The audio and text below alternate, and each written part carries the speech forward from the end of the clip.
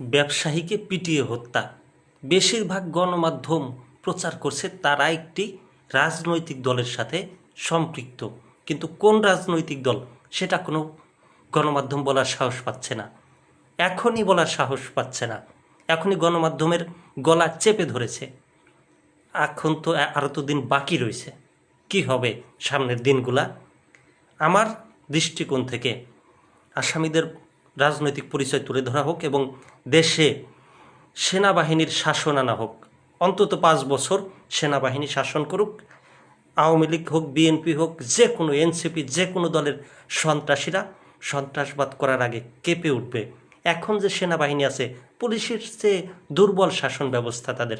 সেনাবাহিনীর সাথে রাস্তাঘাটে ঝগড়া করে, সেনাবাহিনীর সাথে দ্বন্দ্বে জড়িয়ে পড়ে যে কোনো ছোটোখাটো অপরাধ করেই।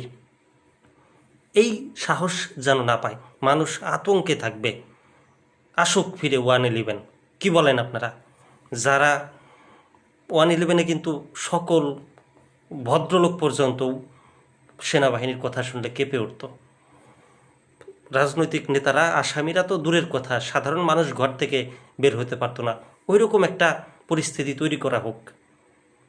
তাছাড়া এই যে দেশে কোনো একটা দল ক্ষমতায় আসার আগেই তাদের রূপ তুলে ধরছে সাধারণ জনগণের সামনে, আবার অন্য দল ক্ষমতা হারিয়ে বেপরোয়া হয়ে সাধারণ মানুষের উপরে ক্ষিপ্ত, আবার বিভিন্ন ধরনের মব তৈরি হচ্ছে।